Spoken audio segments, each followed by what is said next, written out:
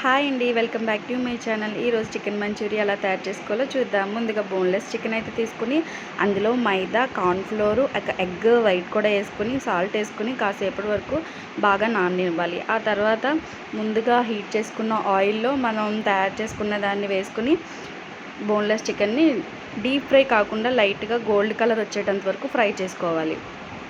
బాగా గోల్డిష్గా అయితే మాత్రం రాకూడదు. నేనైతే ఈ రకంగా ఫ్రై చేసుకుని పక్కన పెట్టుకున్నాను. ఆ తర్వాత కొంచెం ఆయిల్ హీట్ అయిన తర్వాత వెల్లుల్లిపాయని చిన్న ముక్కలుగా కట్ చేసుకున్నాను. అందులో వేసుకుని ఆ తర్వాత ఆనియన్స్ కూడా వేసుకుని పచ్చిమిర్చిని కూడా చిన్న చిన్న స్లైస్గా కట్ చేసుకుని వేసుకున్నాను. అవి బాగా ఫ్రై అయిన తర్వాత కొంచెం సాల్ట్ వేసుకుని ఫ్రై చేసుకున్నాను. నేనైతే క్యాప్సికమ్ ఉందని చెప్పేసాను, యాక్చువల్గా వేయకపోయినా పర్వాలేదు. ఆ తర్వాత వీడియో క్లిప్ అయితే మిస్ అయింది.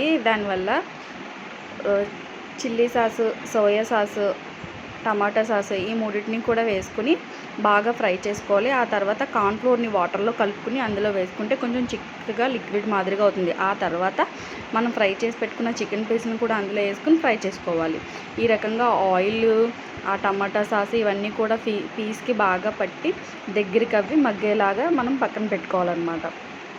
ఈ రకంగా అయిన తర్వాత స్టవ్ ఆఫ్ చేసుకోవాలి. మా వాళ్ళు అదిగో రమ్మని పిలుస్తున్నారు. ఈలోపు రెడీ అయిపోయింది. మేము అందరం నలుగురం కూర్చొని తిన్నామన్నమాట. యాక్చువల్గా నేను సెకండ్ టైం చేయడం చాలా బాగా వచ్చింది. రెస్టారెంట్ స్టైల్లో కాకపోయినా ఏదో తినడానికి బాగుండే విధంగా ఉంది. మాదిలికి మాత్రం చాలా బాగా నచ్చింది అన్నాడు. మెయిన్ వీడి కోసం అనమాట చేయడం ఇదైతే ప్రిపరేషను.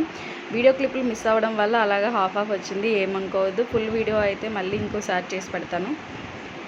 ఆదిల్కి అయితే నచ్చిందని చెప్పి అదిగో ఫైనల్గా అలా తిన్నాడనమాట.